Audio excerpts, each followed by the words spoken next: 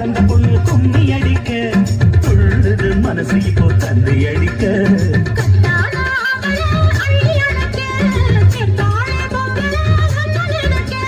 பட்டான வீரன தொட்டு மடக்க கட்டான மாதுள மொட்டு வெடிக்க காத்திருக்கேன் கண்மணியை காதல் போக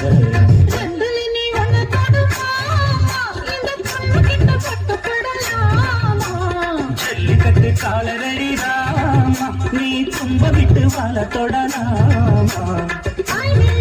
போட்டு